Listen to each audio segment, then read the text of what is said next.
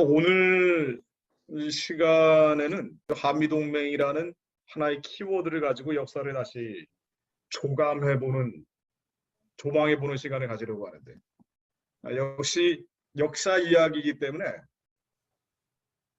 특히나 어린 친구들, 역사에 대해서 잘 못 들어본 친구들이나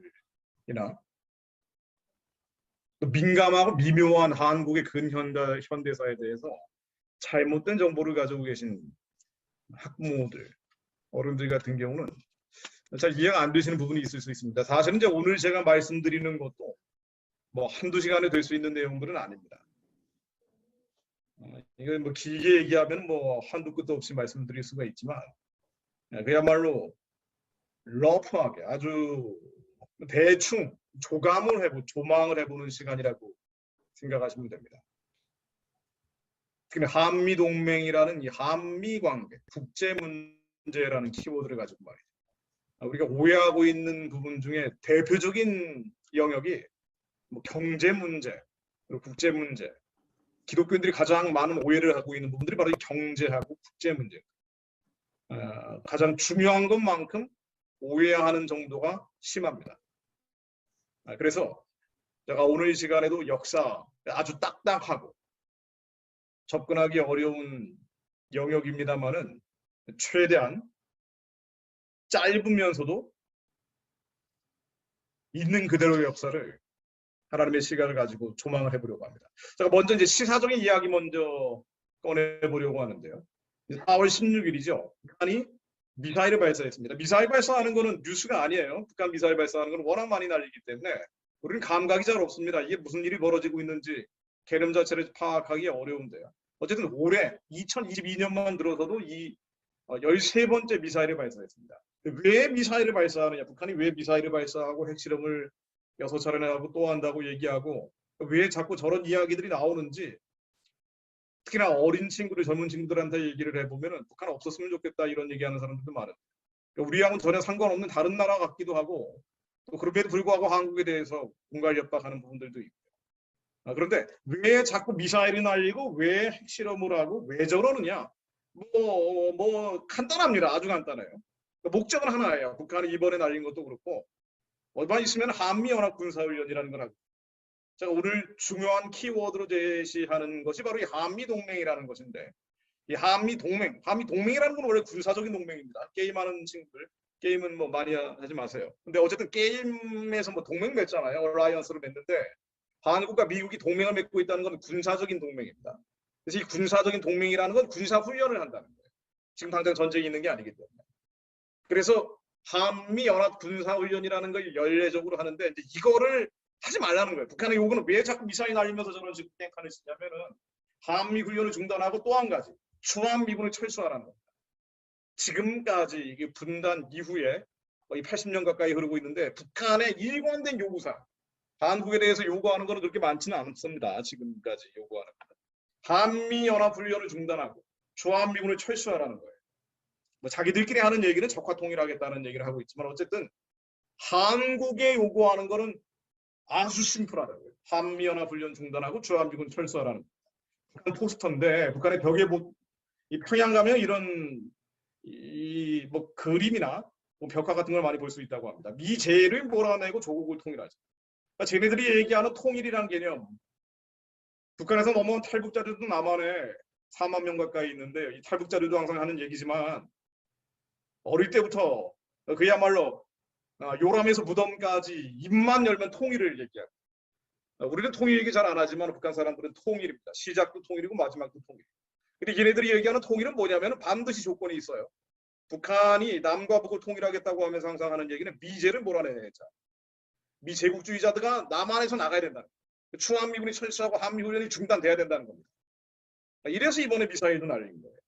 이거는 이제 맨날 똑같은 얘기를 하면은 남한 사람들이 잘 안 받아들이니까 약간 말을 바꿔가지고 버전을 바꿔가지고 얘기를 하기도 합니다. 한미훈련 중단, 미군 철수 요 얘기를요. 종전선언을 맺자라는 얘기도 하고 평화협정을 맺자는 얘기도 하고 평화체제를 맺자는 얘기도 합니다. 말을 자꾸 바꾸니까 한국 사람들도 헷갈려가지고 야 그러면 이게 미군 철수는 안 되고 한미훈련 중단은 좀 그렇지만 종전선언 평화협정 평화체제를 맺는 게 좋지 않겠느냐 이렇게 얘기하는 한국 사람들 많습니다.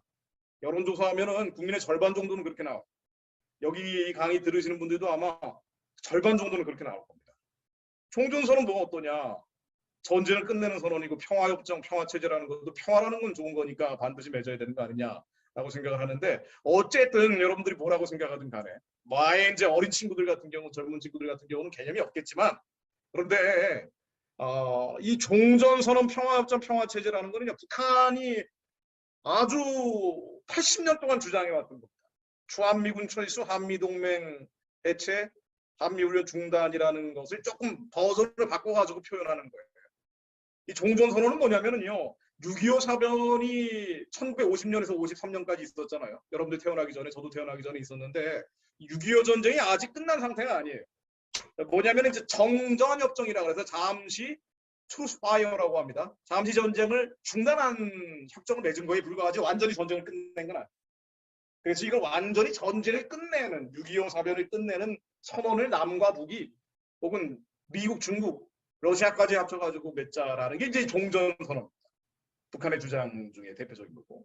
평화협정이라는 거는 이거를 조금 더 이제 확대해가지고요. 전쟁을 끝내는 선언 정도가 아니라 한반도에 평화가 왔다라고 주변 나라들이 축복을 하면서 깡그리슈레이션 하면서 평화협정을 맺자라는 개념이고요. 또 이거를 평화체제, 조금 더 구체적인 기구로 인스티튜션을 만들어가지고 하자는 게 이제 평화체제. 뭐 비슷비슷한 개념들이긴 하지만 어쨌든 북한이 얘기하는 거 이게 다 북한이 얘기하는 겁니다. 주한미군 철수하고 한미훈련 중단하고 종전선언 평화협정 평화체제라는 겁니다. 자 그런데 이게 조금 림직한 게요. 한국 사람들도 여기에 하도 오랜 기간 일관되게 주장을 하다 보니까 따라가는 사람들이 많이 생겼지만은 조금 찜찜한 건 뭐냐면은 북한의 사전적인 정의가 뭐라고 되어 있냐면은요. 이 종전선언 평화협정 평화체제에 대해서 이것은 주한미군 철수라고 되어 있어요. 그러니까 북한은 똑같은 개념으로 사용을 합니다. 주한미군 철수와 남한의 주한미군이 나가야 된다. 북한은 이제 70년 동안 그 주장을 했는데 지금 2만 명 넘게 있단 말이에요. 주한미군이. 뭐 왔다 갔다 하면서 약간씩 숫자가 변경이 있지만 하여튼 2만 명 넘는 사람들은 항상 남한에 있어 왔어요. 그런데 이 주한미군 철수하고 똑같은 개념이 바로 종전선언이다. 평화협정이다. 평화체제다라고 북한은 주장을 한다. 그래서 남한에 강점하고 있는 미군을 철거시키는 것이 평화협정이다. 라고 북한은 주장을 해요. 그래서 약간 좀 찜찜한 면이 있어요. 미군 철수는 안 되지만 종전선언은 맺어야 되는 거 아니냐라고 얘기하는 사람들. 뭐 한국에도 많지만. 자, 그래서 다른 나라 역사를 좀 설명해 드리려고 합니다. 이 종전선언 평화협정 평화체제가 뭐냐? 이게 뭐냐면은요. 예전에 베트남에서 유사한 사례가 있었습니다. 지금은 베트남이라는 한 나라지만 예전엔 남월남 북월맹으로 갈라져 있었어요. 한국하고 상황이 아주 유사했다고. 남쪽은 자유민주주의고 북쪽은 공산주의입니다. 남월남 북월맹으로 갈라져가지고 전쟁도 했습니다. 정말 한반도하고 상황이 유사했죠. 그런데 이게 전쟁을 맨날 하니까 안 되겠다 그래가지고요. 우리나라가 아주 상황이 비슷했단 말이에요. 베트남이. 남월남 북월맹이 야 안 되겠다. 우리 전쟁을 끝내는 선언을 하고 평화협정을 맺고 평화체제로 가자라고 합의를 한 거예요. 1973년 1월 27일 날. 더 이상 전쟁하지 말자. 평화가 좋은 거 아니에요? 그래가지고 남월남 북월맹 사람뿐 아니라 미국, 프랑스, 유럽에 있는 나라들까지 끼어가지고 평화협정이라는 걸 맺었습니다. 근데 이 평화협정을 맺고 나니까 어떻게 됐냐면은 평화협정 맺으면 어떻게 됐냐면은요. 북한의 평화협정에 대한 정의가 백과점 선언은 북한 사전에 주한미군 철수라고 정의되어 있는 것처럼 평화협정이라는 건 뭐냐면은요. 국제법, 제가 국제법이 전공인데 국제법의 개념 자체가 평화협정이라는 건 외국 군대가 없는 거예요. 종전선언이라는 것도 외국 군대가 없는 겁니다.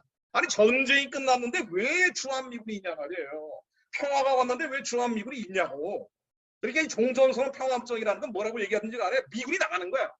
이거 무조건 그렇게 해야 되는 겁니다. 자, 그래서 베트남도 평화협정을 맺었더니 그 다음에 어떻게 됐냐. 평화협정 맺고 나서 2달 있다가 미군이 다 나갔습니다. 이 남월남의 미군은 어마어마해요. 한국보다 훨씬 더 많았어요. 약 7만 명, 아니 뭐 전쟁 때는 훨씬 더 많았죠. 어쨌든 이제 상주하고 있는 군대는 10만 명 가까이 됐습니다. 이렇게 어마어마하게 많은 숫자의 미군이 남월남에서 북쪽의 북월맹, 그 공산주의 세력을 막아주고, 남월남 혼자 못 막으니까 지금 남한이 혼자 막기 어렵다고 얘기하는 것처럼 이 공산주의 세력을 막기 위해서 그때 또 냉전 때였단 말이에요. 미국 소련하고 막 으르렁거리며 싸울 때란 말이죠. 진영으로 갈라져가지고. 그러니까 이게 남월남에 있던 미군이 있었는데 평화협정을 맺고 나니까 어떻게 되느냐? 평화가 왔잖아. 실제로는 안 왔다 그래도 말로는 왔다 그랬으니까 다 나가 버렸어요. 주월 미군이 다 나갔습니다. 그러니까 이제 남월남 사람들은요, 한편으로는 걱정되고 한편으로는 뭐 행가를 했어요. 왜냐면은 이 걱정이 되는 거는 공산주의자들이 또 올지 모른다는 거고, 또 하나는 이제 자주적인 나라, 주체적인 나라, 남의 나라 눈치 안 보는 나라 되겠다라고 굉장히 좋아하는 사람들이 국민의 절반을 됐단 말이에요. 근데 이제 이러고 나서 어떻게 됐냐면은 미군이 나가버리니까 남월남 사람들이 이 공산주의자들을 혼자 막아내기 어려워요. 이 공산주의를 왜 막아내기가 쉽지가 않냐면, 공산주의라는 거는 일종의 종교예요. 정치하고 종교가 섞어놓은 거예요.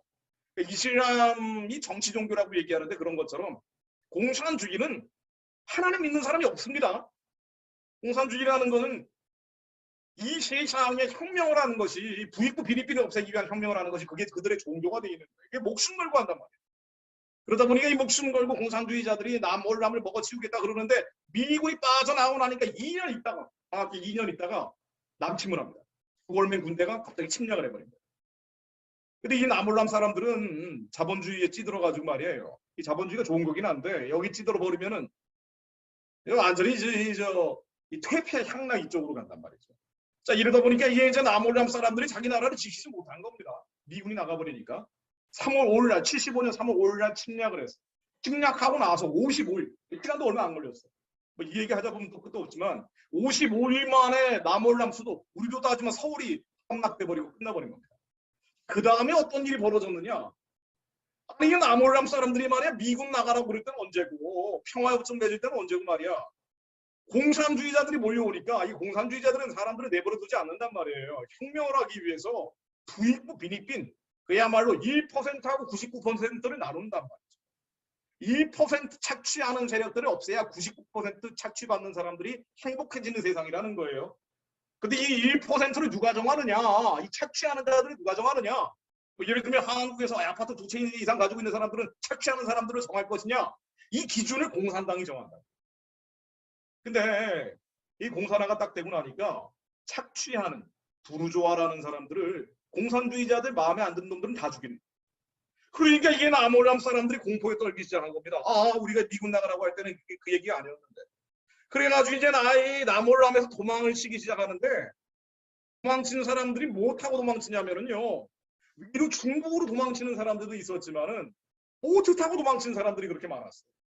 그래서 이게 이제 통계에 따라서 약간 달라지긴 하는데, 제가 좀 전에도 찾아봤지만은 약 100만 명 가까운 사람들이 보트를 타고 도망을 가요. 75년에 공산화가 되고 나서 76년에서 92년, 그러니까 무려 어마어마한 시간 동안 도망친 거야. 어마어마한 사람들이 도망친 겁니다. 100만 명 가까운 사람들이 보트 타고 난 공산주의 베트남에서 못 살겠다라고 하면서 도망을 친 거예요. 도망쳐가지고 제일 많이 어디로 갔냐면요, 미국으로 왔어요. 미국에 제일 많은 사람들이 왔어요. 미국이 인도주의적인 차원에서 그들을 받아들여줬거든요. 그래서 저기 플로리다나 그런 데 가면은 베트남에서 온 난민들 정착촌 같은 게 있습니다. 미국에 정착을 많이 해가지고요, 이 사람들이 뭐 삶이 어땠겠어요? 뭐 이민자 제대로 이민 온 사람들이 아니니까 그야말로 거지처럼 살았죠. 거지보다 못하게 수용소 같은 데 살다가 나중에는 정착해가지고 미국에서 한 달이 하는 사람들도 생기기 시작합니다. 미국에 정착한 베트남 사람들인데, 그러니까 월남이 망했지만 그래도 그 후손들은 미국 같은 나라에서, 자유로운 나라에서 풍요롭게 살고 있는 모습 보면은 좀 그래도 뭐 나라는 망해도 사람은 사는구나, 이런 생각이 들기도 해요. 이게 멀리 있는 얘기가 아닌 게, 이게 저희 친척 결혼식입니다. 친척 결혼식인데, 이 친척, 그러니까 우리 제 사촌이 결혼하는 그 와이프 되는 쪽이 베트남 사람, 바로 이제 보트 피플의 후손들입니다. 잘 삽니다. 의사하는 친구인데 아주 괜찮은 친구들이에요, 이 베트남 사람들도. 자, 그런데 문제는 뭐냐면은, 이렇게 이제 뭐 나라 망해 상관없다, 미국 나가도 상관없다, 뭐 이렇게 생각할 수도 있고, 뭐 느긋하게 볼 수도 있는데, 이 과정에서, 공산화되는 과정에서 이제 이 사람들이 어떤 아픔과 슬픔을 겪으면서 여기서 정착을 했는지 보면은요, 눈물 없이는 못 보는 얘기들이에요. 못 듣는 얘기들이에요. 그 월맹이 남월남을 침략하고 나서 죽인 사람만 200만 명. 죽인 사람만, 그냥 죽인 사람만 200만 명입니다. 하도 많이 죽이니까 보트 타고 도망친 거예요. 처음에는 죽일 거라고 생각 안 한 거야. 왜? 부익부 비리필 없는 세상, 노동자가 주인 되는 세상 만들겠다 그랬단 말이에요. 근데 딱 가니 공산주의자들이 와고 나니까 노동자 착취하는 게 바로 내가 노동자를 착취한다는 걸 죽이려고 그러는 거야. 그러니까 하루아침에 죽인 게 아니라 1975년 공산화되고 나서 76년에 또 한 20만 명 죽이고 77년에 또 50만 명 죽이고 막 이렇게 죽이니까 사람들이 이제 공포에 떨다가 나중에 도망치기 시작해요. 수감된 사람들만 100만 명. 그러니까 이제 전체 공산화 과정에서 죽은 사람들 따지면은 한 300만 명이 넘는다고 얘기를 합니다. 멀리 있는 얘기가 아니에요. 멀리 있는 얘기가 아닙니다. 자, 한반도입니다. 6.25 사병 때죠. 1945년 광복되고 48년도 대한민국 건국되고 1950년도 6월 25일 날 김일성이 남침을 한 6.25 사변입니다. 남쪽으로 침략을 했기 때문에 남침이에요. 이게 한자어기 때문에 교육을 이게 요즘 이제 뒤집어서 하다 보니까 헷갈리는 분들이 있는데 남한을 침략해서 남침이라는 거예요. 남한을 침략해서. 자, 그래서 6.25 사변 때 북한이 남한을 침략했습니다. 남침을 했습니다. 자, 그래가지고 잿더미가 됐어요. 근데 이 전에 무슨 일이 있었느냐? 바로 1년 전에 6월 25일 1950년 6월 25일 날 주일이었어요. 김일성이 주일날 남침을 한 겁니다. 주일날 기습 남침을 하기 정확히 1년 전에 남한에 있던 3만 8천 명 정도의 미군이 다 나가버렸어요. 미군이 나가니까 북한이 침략을 한 거야. 베트남에서 남월남에 미군이 나가니까 북월맹이 침략을 하잖아요. 이게 이제 공식 같은 거였습니다. 공산주의자들하고 대치하고 있을 때는 주월 미군이 나가버리니까 침략을 당하더라고요. 1949년 6월 30일 날 주한 미군이 철수하고 나서 정확히 1년 뒤에 침략을 하고 그리고 이 과정에서도 6.25 사변을 통해서도 김일성에 의해서 사육당한 사람들이 300만 명 가량이 나옵니다. 뭐 그때 태어나지 않은 게 정말 다행이죠. 우리의 아버지, 그 할아버지 세대가 6.25 때 살았던 분들인데 폐허에서 나라를 시작한 거라고 볼 수가 있어요. 아, 이거는 남한의 이른바 뭐 세상에서는 민주화 운동했다고 알려져 있는 사람인데 제가 뭐 이름을 이미 일부 거명하지 않습니다. 유명한 시인인데 이 양반이 이제 감옥에서 민주화 운동한다고 하는데 사실은 사회주의 혁명 운동하다가 감옥에 끌려가서 했던 얘기. 책으로도 나와 있습니다. 북한 주도로 남한 북한이 통일이 되면 이런 일이 벌어져야 된다. 남한에 2천만 명은 숙청을 하고 4천만 명으로 공산국가를 건설해야 된다. 그러니까 남한에 2천만 명은 죽어야 된다는 얘기예요. 이런 얘기를 이제 서슴없이 하죠. 6.25 사변 때 한국이 미군이 빠져나간 뒤에 한국 스스로 북한 공산주의를 막아낼 수 있는 힘이 없을 때 나라가 망하기 직전까지 갔을 때 그때 미국이 와서 도와준 게 바로 이제 한미동맹이 시작이 됩니다. 스미스 부대 사진인데요. 6.25 사변 때 한국 복귀 위해서 온 군대예요. 6.25가 1950년 6월 25일에 터지고 3년 동안 계속됐는데요. 이 3년 동안 참전한 미군 숫자만 150만 명이고 여기서 죽은 사람들이 5만 명 정도가 됩니다. 한국을 지키기 위해서 미국 사람들이 5만 명이 죽은 거예요. 죽은 사람들도 따져보면은요. 장군 아들, 별 달고 있는 장군 아들만 142명이 참전을 했다고 합니다. 장군 아들만, 미군의 장군 아들만 35명이 죽거나 다쳤어요. 6.25 사변 때 한국을 지키기 위해서. 아이젠하워 대통령, 미국 대통령 아들이 참전하기도 하고요. 미 8군 사령관 별 4달린 포스타 장군의 아들도 참전해서 전사를 합니다. CIA 부장, 우리를 따지면 국가정보원 원장이니까 굉장히 장관보다 더 높은 사람이죠. 참전해서 정신장애를 겪기도 하고. 그야말로 한국은 솔직한 얘기로 이 주변에 워낙 이 사나운 호랑이 같은 나라들 체제가 많기 때문에 주한미군이 없으면은 좀 힘든 나라예요. 한국이 좀 힘든 나라입니다. 근데 당시에 미군이 그나마 급작스럽게 도와줘가지고 한국의 자유가 대한민국의 자유민주주의라는 게 지켜졌는데 6일 만에 미군이 참전했다 그러죠. 굉장히 빨리 참전한 겁니다. 원래 해외 파병을 할 때 국회 동의도 얻어야 되기 때문에 굉장히 많은 시간이 걸려요. 통상도 그렇고. 그런데 6일 만에 미군이 한국의 공산주의자들이 침략을 했다. 김일성이 남침을 했다는 소식을 듣자 6일 만에 당시 트루먼 대통령이 파병을 결정을 합니다. 도대체 왜 이런 일이 벌어졌느냐? 이렇게까지 한국을 도운 이유가 뭐냐? 여러 가지 음모론도 나오지만 여러분들한테 그런 거 얘기할 것까지는 없고, 자, 여기에는 이제 영적인 종교적인 배경이 있습니다. 빌그레함 목사님이라고요. 얼마 전에 몇 년 전에 돌아가신 분이죠. 미국의 유명한 부흥사예요. 미국의 목사님 하면 빌그레함 목사님 얘기가 나오는데, 어쨌든 이 빌그레함 목사님 자서전을 보면 이런 얘기가 나와요. 왜 한국을 미국이 갑작스럽게 와가지고 도와줬느냐? 1950년 6월 25일 날 김일성이 남침했다는 소식을 듣자 트루먼 대통령이 자다가 전화를 받은 거예요. 당시 미국 대통령이죠. 뭐 남침을 했다고 공산주의자들이 침략을 했어? 자, 그때 빌그레함 목사, 이 빌그레함 목사는 굉장히 유명한 분이기 때문에 대통령에게 어드바이스 하는 사람이었어요. 자문을 많이 하는 사람이었습니다. 대통령한테 전화를 건 거예요. 빌그레함 목사가. 뭐라 그랬냐면은 대통령 아까 반드시 한국을 도와야 됩니다. 빨리 병사들을 파병하십시오. 물었대요. 대통령이 빌그레함 목사한테 왜 그래야 됩니까? 빌그레함 목사가 얘기하기를 남한에는 즉 한국에는 많은 교회와 기독교인들이 있습니다. 이게 미국이 급작스럽게 파병을 한 배경으로 역사가들이 인정하는 내용들입니다. 근데 만약 이때 미국이 도와주지 않았으면 어떻게 됐겠는가? 이렇게 얘기하는 사람들이 있어요. 미국 때문에 아니 이때 통일됐어야 되는데 북한이 침략을 했지만 어쨌든 그때 미국이 안 왔으면 통일은 되지 않았겠느냐 얘기하는 사람들이 있는데 뭐 여기도 있을 거예요. 이 강의 듣는 사람들도 있을 텐데 여러분 이거는 분명히 아셔야 됩니다. 그때 미국이 안 도왔으면 어떻게 됐느냐? 여러분들은 이제 이런 데 들어가. 이런 데서 살아요. 이 북한의 정치범수 용소입니다. 이게 웃을 일이 아니죠 사실. 하도 어이없는 주장을 하니까 이제 웃음이 나오는 건데 미국이 이때 안 도와줬으면은 한국에서 교회는 없어집니다. 북한에 교회가 없단 말이에요. 세계에서 가장 기독교를 탄압하는 곳이 바로 북한이에요. 신앙을 가지고 있다는 사람들 확인만 되면 모두 죽이는 곳이에요. 그리고 그 이하 친족들은 정치범 수용소로 보내버리는 곳이 북한입니다. 만약 이때 미국이 안 도왔으면 한국의 교회는 사라져버리고 여러분들이 만약 한반도에서 태어났다면 수용소에 가 있겠죠. 정치범 수용소. 그렇지 않으면 수용소에 끌려가 있지 않으면 김일성, 김정일이 신으로 섬겨야 됩니다. 영원히 우리와 함께 계신다. 영생한다면서 제가 지난번에 보여드렸잖아요. 김일성, 김정일이 숭배하는 우상 숭배를 해야 됩니다. 이렇게 살고 있겠죠. 세계에서 영양실조가 가장 많은 유아 20세 안 된 미성년자들의 영양실조가 세계에서 가장 높은 곳이 됐습니다. 사사기 3장 1절 2절 말씀인데요.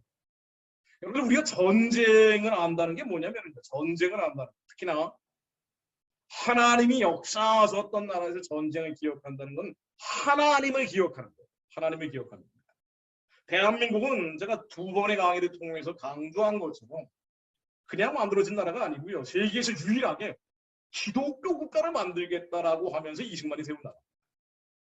하루아침에 결정한 것이 아니고 20만이 한성 감옥이라는 데서 하나님 만나고 나서 기독교가 아니면 이 나라는 도저히 자유와 민주와 번영을 이룰 수가 없구나.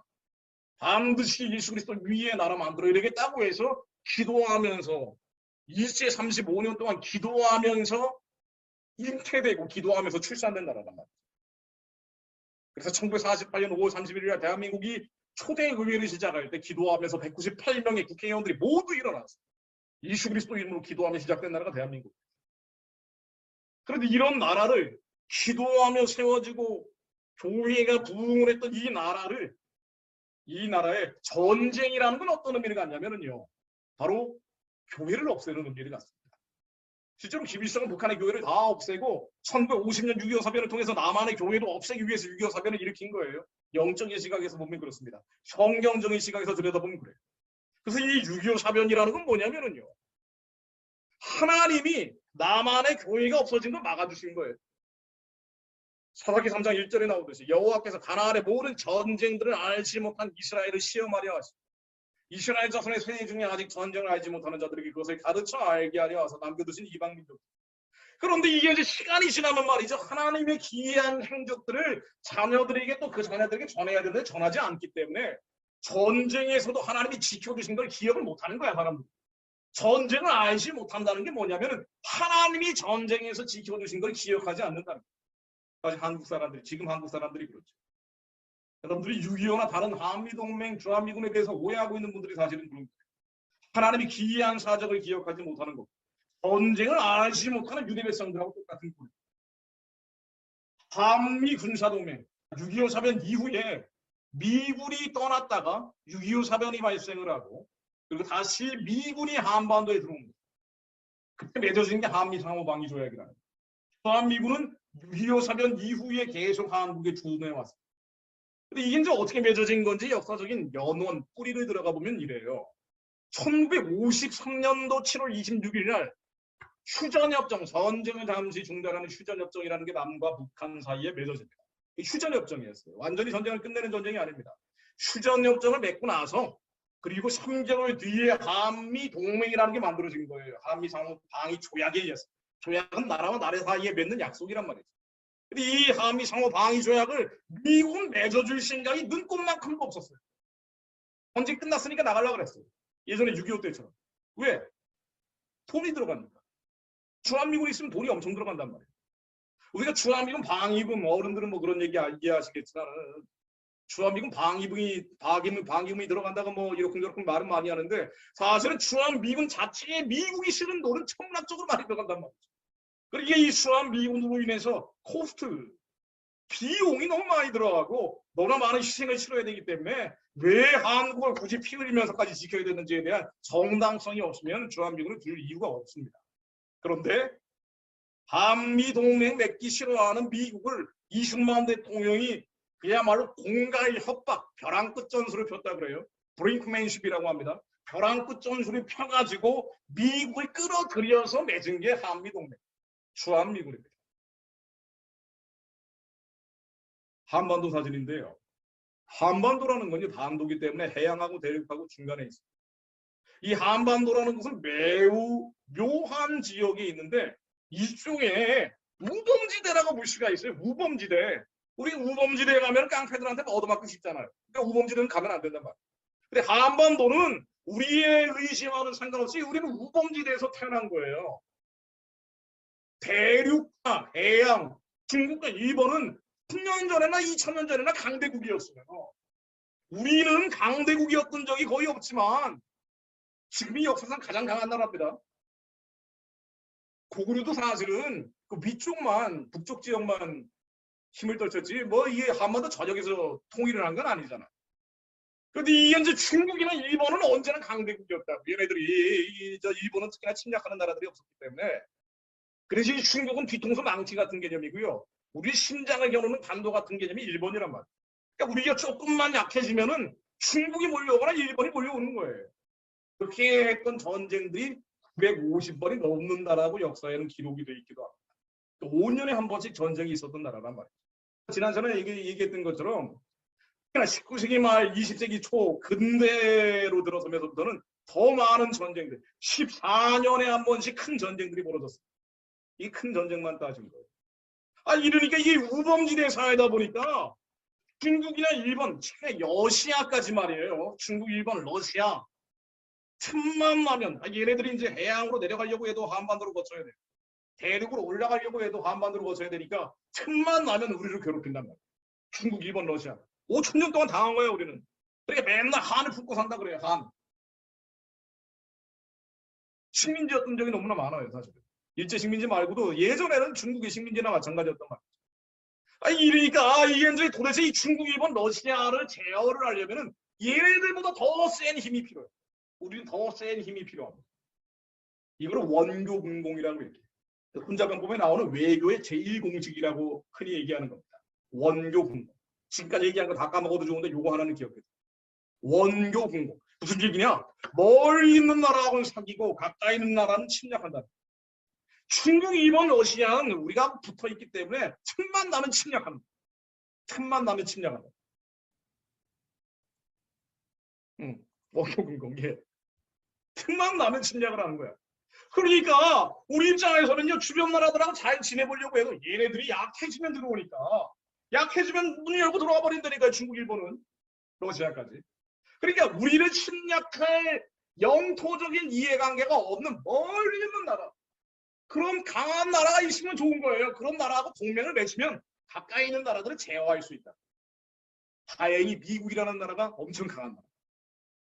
외교의 제1공식을 적용하기 너무 좋은 거예요. 멀리 있는 미국은 한국을 침략해야 될 이해관계가 전혀 없어요. 미국도 침략을 많이 했습니다. 주변에 있는 에콰도르, 중남미에 있는 나라들 침략을 했었어요. 그런데 가까이 있으니까 자기 정치에 영향을 줄 것 같아서 침략을 하는 거지, 멀리 있는 한국은 침략해야 돼. 영토적인 이해관계가 전혀 없어요. 전략적인 이해관계만 했죠. 전략적인 이해관계. 이렇기 때문에 미국하고 강한 나라하고 힘을 동맹을 맺어가지고 미국을 통해서 중국, 일본, 러시아를 제어한 게 바로 지난 70년의 역사입니다.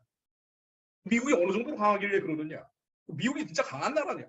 좀 이제 중국이 하도 뜨니까 여기에 대해서도 회의감 품는 사람들이 많아지고, 한미동맹 필요 없어, 중국하고 잘 지내는 게 좋아, 뭐 이런 얘기하는 사람들이 늘어나고 있고 앞으로도 늘어날 거지만, 실제로 강한 나라인지 아닌지를 봐야 될 필요가 있어요. 외교 관계라는 것은요, 정확하게 힘을 질량 평가해야 되기 때문에 우리가 역사를 보는 건 지금 현재의 문제를 해결하기 위해서입니다.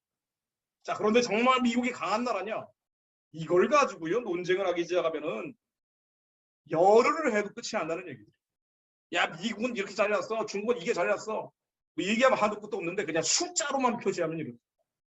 전 세계에서 이게 이제 냉전이라는 게 끝나고, 아까 말씀드린 것처럼 냉전은 뭐냐면은요, 미국하고 소련이 자유민주주의하고 공산주의 진영이 두 블록으로 나눠져가지고 싸웠던 데가 냉전식입니다.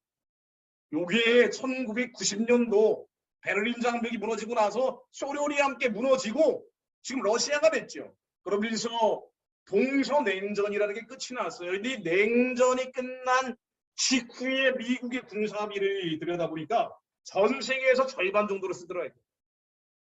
그럼 지금은 어떠냐? 바로 얼마 전에 나온 통계입니다. 지금 쓰는 통계를 보니까 스톡홀름 국제평화연구소라고 유명한 무기 정량 평가하는 데인데요, 전 세계 군사비 39%를 쓰더라고요. 미국이 혼자. 그 다음 물론 중국이에요. 그 다음에 인도, 러시아 이렇게 들어가.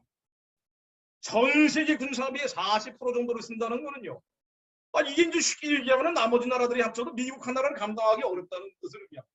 그런데 미국은 혼자 활동하지는 않아요. 동맹이나 연합체제로 활동을 하기 때문에 미국과 군사적인 동맹을 맺거나 미국과 군사적인 연합을 맺고 있는 나라들까지 다 합치면 전 세계 군사비의 63.9%를 써요. 무슨 얘기냐면은 미국을 이길 수 있는 나라는 없다는 거예요. 군사적으로.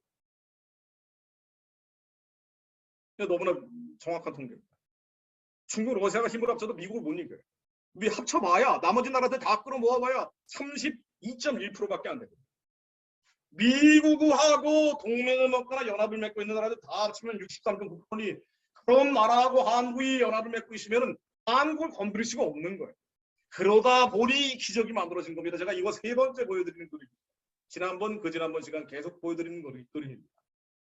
20세기 냉전 때 이 밑에 있는 한국, 한반도 남쪽만 파랗게 남아있고 나머지는 다 빨갛게 공산화된 거예요.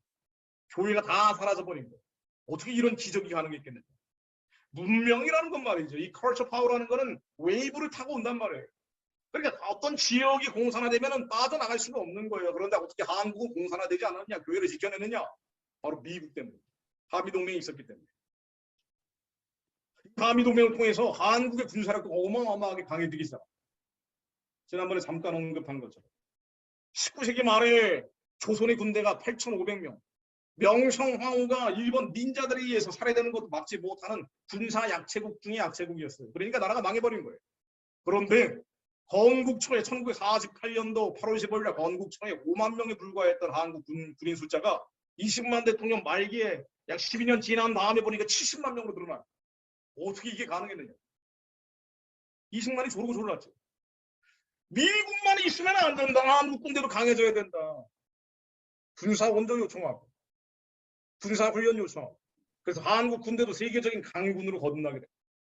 그런데 또 이렇게 물어보는 사람들이 있어요. 반문하는 사람들이 있어요. 야, 근데 이제 주한미군이나 한미동맹이라는 거는 냉전 때 얘기고 냉전 끝나지 않았느냐.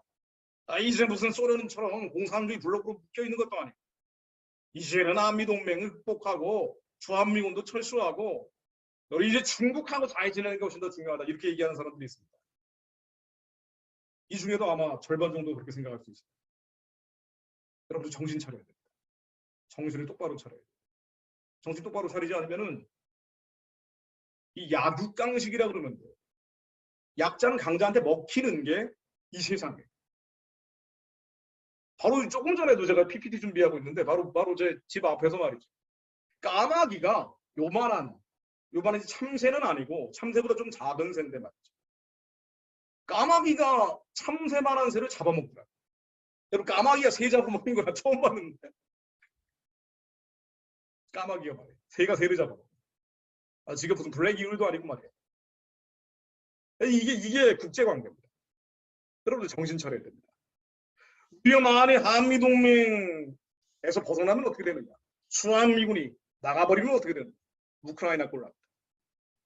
이건 뭐 거의 모르는 사람들이 전문가라고 하는 사람들이 다 얘기하는데 이제 완전히 이제 이데올로기적으로 사회주의에 경도돼 있는 사람들, 공산주의에 노출돼 있는 사람들은 반박을 하지만 그 사람들이 이념 때문에 그런 것이고 그냥 현실 관계는 어떠냐면요. 주한미군이 나가버리고 한미동맹이 없어져 버리면 한국은 우크라이나군이 나. 우크라이나가요 크림반도라고 해가지고 역사적으로 맨날 분쟁이 있던지요. 아시아의 분쟁지대를 꼽으라면 한반도인데 유럽의 분쟁지대를 꼽으라면 크림반도, 우크라이나 쪽이란 말이에요. 그리고 밑에 있는 이스라엘 쪽. 그러니까 이게 항상 분쟁이 끝이 없는 나라인데 우크라이나가 머저리 짓을 한 게 뭐냐면요. 멍청하기 짝이 없는 짓을 한 게 예전에 소련으로 통합이 돼 있었잖아요. 러시아, 우크라이나가 세계 곡창지대 빅2예요. 지금 우크라이나 전쟁 터지는 바람에 고물가 상승하고 유가 상승하고 난리가 난 거예요. 온 세상이 끝으로 가고 있다는 조짐이 점점 짙어지고 있는데 어쨌든 anyway 우크라이나하고 러시아가 옛 소련에서 이제 갈라지면서 우크라이나에 어마어마하게 많은 핵무기가 있었어요. 그런데 핵무기를 가지고 있으면 주변 나라들이 건드리지가 않습니다.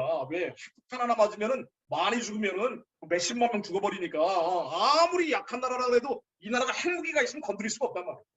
그래서 우크라이나가 핵무기를 가지고 있다가 1994년도에 이 멍청하기 짝이 없는 짓을 한 거죠. 좀 거짓말로 머저리 짓을 한 겁니다. 부다페스트 각서라는 걸 체결해가지고요. 주변 나라들 미국, 영국, 러시아가 너희들의 평화를 보장해줄게 하면서 핵무기를 없애라 그런 거예요. 왜? 핵무기는 강한 나라들만 가지고 있으면 되거든. 미국, 영국, 러시아 가지고 있잖아요. 근데 우크라이나 너 가지고 있으면 너 강대국 될 수 있어. 그게 싫은 거야. 그래서 우크라이나가 핵무기를 포기합니다. 그 대신에 우크라이나는 약속을 받아냈어요. 우리 땅 침략하면 안 돼. 멍청한 거예요. 근데 이게 국제라는 겁니다. 또 어떻게 됐어요? 핵무기가 없으니까 푸틴이라는 사람이 러시아 대통령이 돼가지고 먼저 크림반도를 먹어버렸어요. 10년 전에. 조금씩 갉아먹더니 완전히 삼켜버렸다고. 그러더니 이제 돈바스 지역, 우크라이나 동부 지역을 이번엔 침략하기 위해서 들어와 버린 거예요. 앞으로 어떻게 될지 모릅니다. 우크라이나 쪼개질 수 있어요. 아니 그렇다고 우크라이나에 미군이 있는 것도 아니고 동맹이 있는 것도 아니고 핵무기까지 없으니까. 한국 상황 한번 볼까요? 한국에서 북한의 핵무기라는 게 세계에서 6번째에서 5번째 왔다 갔다 하는 수준이 됐습니다. 핵무기라는 거는 핵무기만 의미가 있는 게 아니라 핵무기를 날릴 수 있는 투발수단이라고 미사일이라는 게 같이 있어야 돼요. 북한은 핵무기도 세계 탑 수준이지만 미사일도 세계 탑 수준.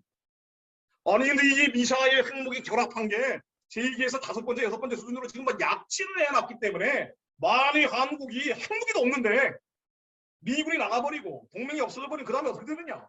벌거벗어 버리는 거예요. 그냥 북한 앞에 벌거벗어 버리는 거예요. 시키는 대로 해야 돼요. 우크라이나 꼴은 안 되니까요. 그러면 또 이런 얘기를 해요. 그러면 또 이런 얘기를 합니다. 야, 당신처럼 얘기하면 말이야. 전쟁하자는 거야. 그러면 북한하고 그렇게 각을 세워가지고 우리 민족인데 말이지. 이런 얘기합니다. 북한은 살살 달래야지. 그렇게 말이야. 강하게 나가면 말이지. 한미 훈련도 좀 중단해주고 북한에 돈도 주고 말이야. 쌀도 주고 비료도 주면서 슬슬 달래야지. 압박하면 전쟁 나.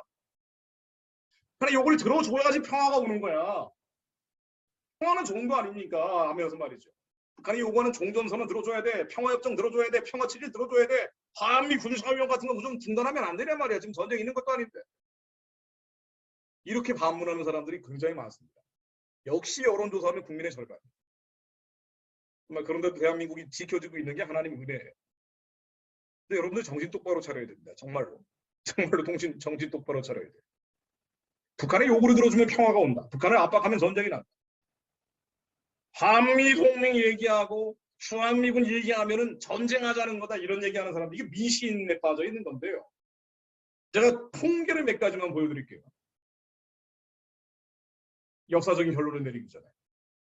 국방부에서 요즘은 이런 통계도 안 내는데 북한의 주요한 도발 220건을 조사한 사례들을 보면은 북한을 그럼 도와줬을 때 돈을 주고 쌀을 주고 비료를 줬을 때 북한을 도와줬을 때 평화가 왔는지 한번 보는 거예요.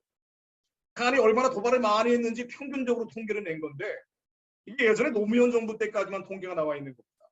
김영삼 정부 연 4.8에 김대중 정부 연 4.6에 노무현 정부 연 3.4회. 현저하게 노태우 전두환 정부 때 2.2회에서 2.4회로 북한이 도발한 건수가 매우 적죠.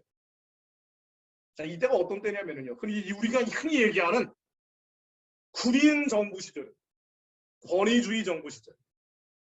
이때는 어떻게 했냐면요. 북한이 한번 휴전선 근처에서 총 한 방 쏘면은요. 그때는 무시무시했습니다. 그때 또 냉전 때기 때문에. 김일성, 김정일 에드벌룬 만들어가지고요. 김일성, 김정일 심장에 무슨 총칼을 찌르다 이런 삐라 만들어서 북한에 그냥 뿌려버렸어요. 군대에서. 그래도 무시무시한 시절입니다. 여러분 뭐 이 TV에 강철부대라고 아는지 모르겠는데 남자친구들은 뭐 봤는지 모르겠는데 그 강철부대 HID라고 나오는데요. 군정보사령부라고. 이 HID가 이제 북파 공작원, 북한의 그 군인들이 파견하는 그런 기능도 옛날에 했어요. 옛날에. 그때는 막 이제 북한이 많이 한번 도발을 하면은요. 그런 이제 북파 공작원들 보내가지고 북한군들을 귀를 몇 개를 잘라가라 뭐 이런 지시까지 내렸다라고 저한테 얘기하는 걸 들은 적이 있습니다. 아무튼 무시무시한 시절. 그런데 이제 김영삼 정부, 김대중 정부, 노무현 정부 들어서면서 북한에 많은 돈을 주기 시작했죠. 쌀을 주고 비료를 주기 시작했어요. 그랬더니 얘네들이 배가 나오기 시작하면서 우습게 보더라 이거예요. 이 통계가 바로 그겁니다. 북한을 돕는다고 해서 평화가 오는 게 아니에요. 북한의 도발이라는 것은요. 북한이 남한을 상대로 총 쏘고 대포 쏘고 미사일이나 이런 도발이라는 것은 북한 체제의 본질적인 요소입니다. 그래서 통계가 마지막으로 기록된 94년 4월까지 북한이 정전협정을 위반한 건수가 42만 5,271건. 그러니까 우리가 전쟁하지 말자고 정전협정을 맺었잖아요. 근데 이 정전협정을 위반하고 총, 대포, 미사일을 불법적으로 날린 게 42만 5,271건. 끝도 없이 했다는 얘기예요. 사실은 도발이 없었던 연도는 5개년도밖에 없습니다. 그러니까 북한을 도와줘야지 평화가 온다는 건 거짓말. 요구를 들어줘야지 평화가 온다는 건 거짓말. 북한의 핵무기도 마찬가지입니다. 북한이 왜 핵무기를 만들었느냐? 남한의 중한미군 철수하고 한미동맹 없애고 철폐하고 한미훈련 중단시키려고 만든 건데 목적은 하나입니다. 이렇게 미군 몰아내가지고 뭐 하겠다는 거냐? 미군 몰아낸 다음에 한반도 주인이 자기들이 되겠다. 북한은 미국으로부터 안전을 지키기 위해서 핵무기를 만든 게 아니에요. 자위용으로 만든 게 아닙니다. 이게 생 거짓말이에요. 북한이 하고 있는 대표적인 거짓말 중에 하나가 바로 자위용으로. 미국이 북한을 없애려고 하니까 그걸 막기 위해서 핵무기를 만들었다 그러는데 이거 완전한 거짓말입니다. 왜 거짓말인지 알 수도 있느냐? 북한이 핵무기를 만들기 시작한 게 1954년부터이기 때문에. 그러니까 6.25 사변에서 지고 나서 김일성이 말이야. 6.25 사변에서 지고 나서 절치부심이라고 그러죠. 이를 갈았어. 야, 내가 이 한반도에서 주인이 될 수 있는데 이 못된 이유가 뭐냐? 미군 때문이다. 미군 놈들을 몰아내야지 내가 한반도 주인이 된다. 남한은 사실 별거 아니란 말이에요. 다 술 먹고 방탕에 있는 놈들 같단 말이지. 교회가 있는 건 못 보니까.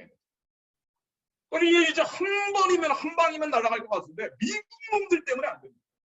그래서 6.25 사변이 끝나자마자부터 핵무기 방위부라는 걸 만듭니다. 김일성. 그리고 55년도에 핵물리연구소를 만들어요. 이게 체제의 운명을 걸면서 80년 동안 만든 게 핵무기. 본격적으로 개발을 하면서 드디어 핵무기의 윤곽이 나오는 게 70년대입니다. 그럼 이제 박정희 대통령이 그때 남한도 핵 개발하겠다는 얘기가 나온 게 그럼 미국의 첩보를 통해서 정보를 받았기 때문이라고 얘기를 하고 있죠. 우리는 북한을 도우면 평화가 온다. 북한의 요구를 들어줘야지 평화가 온다라고 얘기를 하지만 예전에 해봤잖아요. 1997년에서 2007년까지 이른바 햇볕 정책이라고 그러는데 이 10년 동안 한 거예요. 지금 한국 교회도 이러고 있지만 햇볕 뭐냐면은 북한의 햇볕을 비추다 보면은 언젠가 얘네들이 변화될 거라. 외투를 다 벗어버리고 이솝우화에 나오는 것처럼 이게 정상적인 나라가 될 거라는 거예요. 그래서 예전에 김대중 대통령, 노무현 대통령 있을 때 북한에 어마어마하게 많은 돈과 쌀과 비료를 줘봤어요.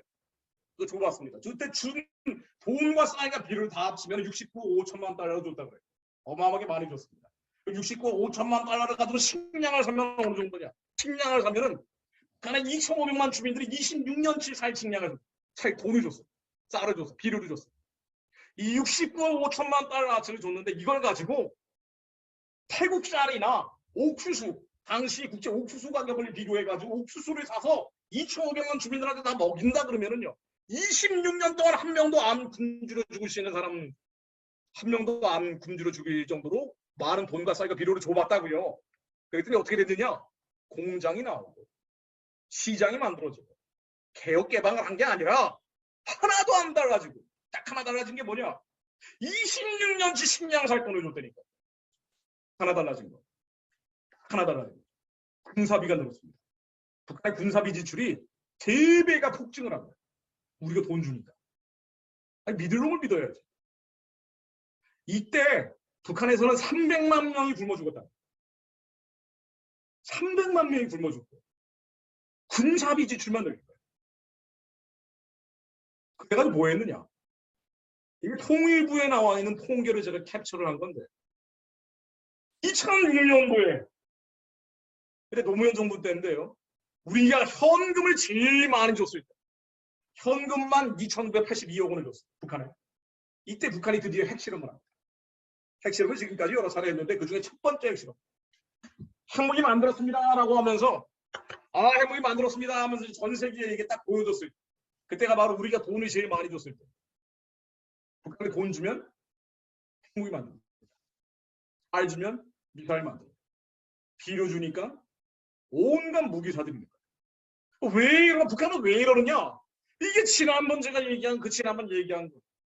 왜 이러느냐 북한이? 우리는 영적인 시각으로 세상을 봐야 됩니다. 성경적인 시각으로 세상을 봐야 됩니다. 인본주의가 아니라 영적으로 성경적으로. 북한은 왜 저러느냐? 귀신들이었기 때문에. 김일성, 김정일을 태양신이라고 섬기면서 태양신을 숭배하다 보니까 정신이 나가 있는 거예요. 그러니까 정상적으로 하지 않아요.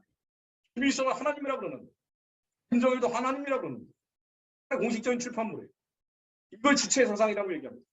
이 주체사상에 따라서 여러분들만 정신이 나가 있으면 괜찮은데 차라리 이 정신이 나가 있는 사람들은요 주변 사람들까지 정신 나가게 만든단 말이에요. 완전히 미쳐있는 사람들이기 때문에 북한만 주체사상을 가지고 있는 게 아니라 북한의 노동당 규약에 북한의 헌법에 우리의 목표는 뭐냐? 맨날 입만 열고 나오는 게 뭐냐면 주체혁명 위협이에요. 여러분들이 다 까먹어도 좋은데 요거는 기억하세요. 주체혁명 위협. 아까 제가 얘기한 원교 공공과 함께. 이게 북한의 목표예요. 우리만 주체사상을 가지고 있는 게 아니라 남한도 주체사상을 갖게 하겠다. 여러분들이 주체사상 갖게 하겠다는 거예요. 이게 뭐예요? 교회 안 다니게 하고 기비성 믿게 하겠다는 얘기입니다. 이게 북한의 목표라고 되어 있어요. 여러분 신천지가 가만히 있지는 않잖아요. 가만히 있으면 혼자 자기만 믿으라 이거야. 근데 가만히 있지 않는단 말이에요. 추수꾼이라고 해서 일반 교회들을 파송 보낸단 말이에요. 가만히 있지 않습니다. 온갖 이단 종교들은 가만히 있지는 않아요. 다른 사람들을 끌어와야 돼. 이게 북한 똑같은 거예요. 근데 얘네들은 이제 군사적으로, 정치적으로 겸비가 돼 있기 때문에 더 무서운 겁니다. 온 세상을 김일성, 김정일주의하게. 이걸 하기 위해서는 먼저 뭐 해야 되느냐? 북한은 입만 열면 얘기하는 게 남한에서 미제 침략자들을 몰아내야 된다. 미제 침략자들을 몰아내야 된다. 미군이 있으면 안 된다는 거예요. 이 한미동맹. 요것부터 없어야 된다. 요것부터 없어야 그래야 주체혁명 위협이 된다. 이 북한의 목표입니다. 우리는 이걸 흔히 적화 통일이라고 얘기합니다. 그럼 우리가 얘기하는 통일은 뭐냐? 우리가 얘기하는 통일은 뭐냐? 적어도 정신 차리고 있는 기독교인들이 얘기하는 통일은 뭐냐? 우리가 얘기하는 건 자유통일이에요. 복음통일입니다. 우리는 주체사상이 북한에서 없어지는 통일이에요. 김일성이 신의 자리에서 내려오는 통일이 돼요. 통일이라고 다 좋은 게 아니란 말이에요. 이걸 자유통일이라고 얘기합니다. 북한의 자유가 회복되는 통일. 북한의 복음이 들어가는 통일. 그러니까 북한이 얘기하는 통일하고 남한이 얘기하는 통일하고 정반대란 말이죠. 그러니까 충돌을 하는 거예요. 영적인 세계에서 충돌할 수밖에 없는 겁니다. 그러니까 저 같은 사람이 맨날 얘기하는 게 기도해야 된다는 거예요. 북한의 주체 사상이라는 게 일시적으로 무너지라고 기도해야 된다. 안 그러면 이건 남쪽으로 내려오게 돼 있어. 이 주체 사상이라는 건 남쪽으로 내려오게 돼 있는 거예요. 우리는 흔히 이렇게 얘기합니다. 낭만적으로 이렇게 얘기를 해요. 협상에서 통일하자. 하고 테이블에서 말이죠. 김정은하고 테이블에 만나가지고 엉얼싸안고 막 눈물도 흘리면서 대화하고 협상하고 교류 협력하면서 통일하자. 이게 가능하면 좋지. 이게 가능하면 좋은데 이게 가능한 얘기입니까? 신천지하고 협상해서 한 교회 만들 수가 있냐 말이에요. 이만희가 신이라 그러는데 안 되는 거예요. 김일성이 신이라 그러는데 이건 불가능한 거예요. 이거 흔히 연방제 통일이라 그러죠. 여기도 연방제라는 개념을 못 들어본 분들이 대부분이겠지만 국민들에게 여론조사, 성인들에게 여론조사하면 연방제 통일 지지하는 사람들이 절반 이상 나옵니다. 정말 그래도 한국이 보존되는 게 하나님 은혜라. 기도하는 사람들이 교회가 있기 때문에 보존되는 거예요. 북한 정권하고 협상에서 하는 통일은 불가능합니다. 연방제 통일은 불가능한 거예요. 그래서 북한이 먼저 자유화되고 민주화되고 복음화돼서 하나님, 예수님, 성령님 부를 자유가 이루어져야 돼요. 북한의 주체 사상이 무너져야 돼요. 이게 안 되면 협상 통일은 불가능한 거예요. 합의 통일은 불가능한 겁니다. 걔들은 주체 혁명하겠다 그러니까. 그런데 이 남한 사람들이 이제 하나님이 기이한 사적들을 기억하지 않으려고 하기 때문에 틈만 나면 무슨 데모한다, 시위한다, 집회한다 그러면 느닷없이 성조기가 나와가지고 찢어버려요. 미군 나가라고. 촛불 시위하는 모습입니다. 아니 도대체 이거하고 미군 철수하고 뭔 상관인데. 근데 희한하게 그런단 말이에요. 제가 이 지난번에 말씀드렸던 대한민국의 블랙 히스토리를 생각하시면 이해가 빠를. 이거는 의도적으로 이렇게 하는 거죠. 한국의 많은 기독교 단체들, 선교 단체들 일부러 지웠어요. 특정 단체를 비판하는 게 목적이 아닙니다. 한국이 멀쩡해 보이는 기독교 단체, 선교 단체들도 한미 군사훈련 중단해라.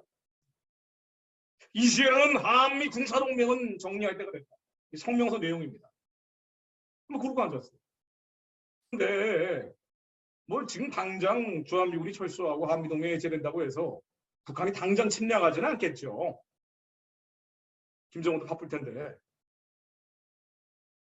근데 베트남도 2년 있다가 침략했어요. 2달 있다 침략했습니다. 6.25 사면도 2년 있다 침략한 거예요. 당장, 내일 당장 침략을 하진 않아요. 근데 뭐가 이제 무너지기 시작하냐면 당장 뭐부터 문제가 되냐면 여러분 한미동맹이라는 게 뭐냐면 이제 주한미군이라는 게 뭐냐면 전 세계에서 제일 강한 나라가 한국을 보호하고 있다. 이 나라는 절대로 우크라이나나 다른 어떤 분쟁 지역처럼 전쟁터가 되지 않는다는 보장이 되는 거예요. 그러니까 어떻게 됐느냐? 한미동맹이라는 게 있으니까, 주한미군이라는 게 있으니까 전 세계 나라들이 한국에 투자를 한 거예요. 그래서 한국에 외국 자본들이 얼마나 많이 들어와 있느냐인데요. 한국에 들어와 있는 외국 자본들이 30%가 넘습니다. 그러니까 여러분들이 가지고 있는 돈이 100만 원이 있다 그러면 30%는 외국 돈이에요. 아, 외국 돈 다 나가버리지. 그럼 어떻게 되느냐? 외국 돈이 나가버리면 어떻게 되느냐? 한국 망하는 거예요. 그 여러분들은 겪어보지 않은 1997년도에 IMF 외환 위기. 미국이 한국에 보호를 해준다니까 투자를 한 거예요. 만일 주한미군이 철수하고 한미동맹 해체돼 버리면 어떻게 되느냐? 당장 자본이 빠져나갑니다. 한국 깡통 사는 거예요. 한국 깡통 사는 겁니다. 그런데도 미국 나가라고 그래요. 주한미군 철수하라고 그래요. 그런데도 한미동맹 해체하라고. 그런데도 한미훈련 중단하라고. 한국 사람들, 국민 절반 가까운 사람들이 그러고 있다는 거예요. 우리가 통일을 생각을 한다고 하더라도요. 그러니까 지금 당장도 그렇지만 한미동맹 해체하고 주한미군 철수하고 한미훈련 중단하면 예전에 조선시대로 가는 거예요. 중국 놈들한테 시달리고 일본 놈들한테 시달리는 시대로 다시 가는 거예요. 근데 그 시대 좋아하는 사람들이 있어요. 양반도, 귀족 계급도, 지식인 독재하려는 사람. 어쨌든 어려운 얘기고. 우리의 현재도 생명과 안전을 지키려면 불가피하다. 한미동맹이나 주한미군. 전 세계 어떤 나라가 혼자 나라 지키는 나라가 어디 있어요? 다 글로벌리제이션 돼 있는데 연합해서 지키지. 예수님 오실 때까지 불가피한 일이란 말이에요. 성경에 이사야라는 사람이 끝도 없이 박해를 받으면서 외쳤던 게 뭐냐면은, 여러분, 유대 백성들한테 바벨론하고 연합해야 됩니다. 안 그러면 아수르한테 침략당합니다. 이 얘기한 거예요. 이사야 사람. 정신 좀 차리세요, 여러분. 그랬더니 바벨론주의자라고, 사대주의자라고 이사야를 그렇게 괴롭혔습니다. 왜냐면 당시에 가장 강한 바벨론과 연합하고 연대하지 않으면 주변에 있는 아수르한테 당하게 생겼고 애굽한테 당하게 생긴 거예요. 말씀을 보존하기 위해서는 불가피한 일이라고 여겨요. 그게 하나님의 계시를 통해서 들어간 거예요. 우리가 현재도 그렇지만 앞으로 벌어질 일들, 통일을 생각하면 더더군다나 이 베를린 장벽 무너지고 독일이 통일됐을 때인데 동서독이 나누어 있다가 나중에 통일이 됐잖아요. 지금 독일이 하나로 돼 있지만 예전에 이 공산주의 자유민주주의로 갈라져 있었단 말이에요. 그런데 앞으로 우리가 통일을 해야 된다면 더더군다나 미국의 도움은 절대적. 왜? 주변 나라들은 통일을 좋아하지 않아요. 중국 놈들이 좋아하겠어요. 우리나라 통일되는 거를. 강한 나라가 옆에 생기는데. 러시아가 좋아하겠냐고요. 일본 놈들이 좋아하겠냐고. 우리가 강해지는데. 절대로 좋아하지 않죠. 그러니까 중국, 일본, 러시아는 통일을 반대한다니까. 그런데 미국은 굳이 반대할 이유가 없어요. 멀리 있는 나라기 때문에. 원교국. 멀리 있는 동맹국가가 강해진다는 데 나쁠 게 없단 말이에요. 자기들이 경계하고 있는 중국, 러시아를 제어할 수도 있어요. 통일하는 거. 한국이 통일하려면 무조건 미국하고 같이 가야 돼요. 이거 정말 무조건적인 거예요. 이분은 박성조 교수라고 독일의 베를린 자유대학 종신 교수인데 이분이 하시는 얘기, 독일 통일의 원인이 무엇이었느냐? 미국의 지원이다. 실제로 그랬어요. 왜냐하면 독일은 2차 대전에 일으킨 전범국가예요. 그래서 갈라버린 거야. 우리가 전쟁도 안 했는데 갈라진 거고 독일은 전쟁으로 인해서 갈라버린 거예요. 그런데 이 나라가 다시 통일된다 그러니까 주변 나라들이 반대하는 거예요. 진짜로 그랬습니다. 프랑스는 결사반대했어요. 영국도 반대했습니다. 이 나라 또 통일되면은 유럽의 패권 국가가 되는데 안 된다는 거예요. 게다가 또 전쟁하면 어떡하냐. 그걸 설득한 게 미국입니다. 한반도 통일도 마찬가지라는 거예요. 미국의 지원 없으면 불가능하다. 근데 이게 우리의 현재는 물론 미래를 위해서 지금으로서는 불가피한 일임에도 불구하고 그럼에도 불구하고 중국이 요즘 아주 부상을 하니까. 얘네들이 원래 강대국이에요. 중국은 100년 전에도 1000년 전에도 2000년 전에도 강대국입니다. 중국은 언제나 강대국. 우리로서는 굉장히 피곤한 일이에요. 근데 이 중국이 요즘 더 세지니까 아유 미국이 아니라 중국 쪽으로 가야 됩니다. 이렇게 얘기하는 사람들이 점점 늘어났습니다. 철없는 사람들이죠. 결론은 철없는 사람들. 왜 철없는 사람들이냐면 중국이 강해지면 가까이 있는 나라가 강해지니까 한국 피보는 거예요. 예를 한번 들어보죠. 중국도 제국주의예요. 맞아요. 미국도 제국주의입니다. 이 제국주의라는 건 뭐냐면요. 강한 나라야. 그런데 이 제국주의에 차이가 있어요. 미국도 제국주의고 중국도 제국주의일지 모르지. 그런데 중국은 작지 않은 나라. 미국은 자유로운 나라. 기독교 문명이냐 아니면 반기독교 문화냐 완전히 다른 거예요. 미국이 아무리 맞이 갔다 그래도 신앙의 자유가 한국보다 훨씬 보장되어 있는 곳이 미국이란 말이에요. 코로나 팬데믹 기간에 한국 교회가 숱하게 무너져 버렸지만 미국 교회는 사실 큰 영향 없었습니다. 예배 드리겠다 그러면 그걸 말리는 경우는 그렇게 많지 않았어요. 큰 교회가 경고 처분 받는 경우는 있었어도 한국처럼 공무원들이 찾아다니면서 문 닫게 하는 경우는 없었단 말이에요. 미국은 그렇지 않는다고요. 이제 마스크도 안 써요. 네. 아마 코로나가 더 심한 게 와도 그럴 겁니다. 미국은 자유로운 나라예요.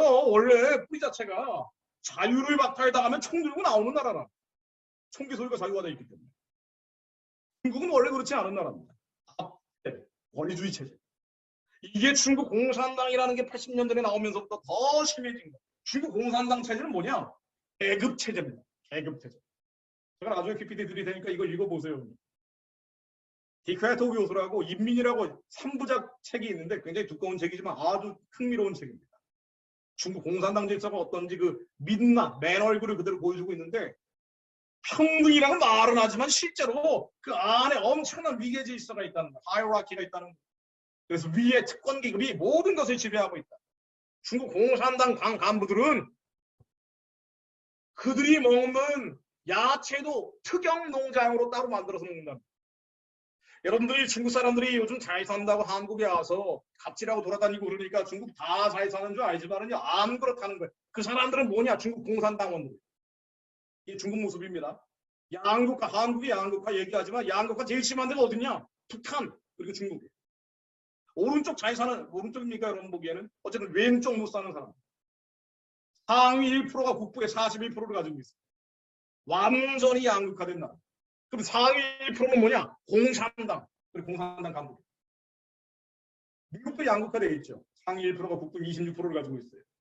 테슬라 회장, 아마존 회장, MS 회장 뭐 이런 사람들 말이에요. 마이크로소프트 빌 게이츠가 사는 데가 저희 집에서 또 그리 멀리 떨어지지 않았어요. 거의 뭐 하나의 타운이에요, 타운. 집이. 아니 그런데 미국이 양극화는 미국의 가난한 사람들은 의식주가 다 해결되는 가난한 사람들이고 중국의 가난한 사람들은 이런 사람들이에요. 하루에 2달러도 못 버는 사람들이 태반이란 말이에요. 공식 통계입니다. 올해 나온 거예요. 중국 인구의 39.1%가 월 17만 원을 못 번다는 거예요. 5억 4,700만 명. 그건 절반 정도가. 17만 원을 못 벌어요. 여러분 중국 가서 식당 가서 상하이 같은 데 가서 중식당 한번 가보라고요. 우리나라하고 별 차이가 없어요. 가격 차이가. 물가가 그렇게 싼 것도 아니에요. 별로. 하루에 17만 원을 못 벌면 어떻게 되느냐. 농민공이라 그래가지고 뭐 떠돌이 노동자 생활하는 사람들이 있는데 이런 사람들만 2억 명이 넘죠. 그러니까 중국이라는 나라는 어떤 나라냐. 있는 당 간부, 공산당 간부들은 잘 먹고 살아야지만 그렇지 않은 사람들은 그야말로 피 말리는 곳이에요. 국민의 절대 다수는. 그럼 북경 가보면은요. 북경에 여러분 방학 때 같은데 북경 패키지 같은 3박 4일 여행 가면은 아주 싼 가격에 갈 수 있습니다.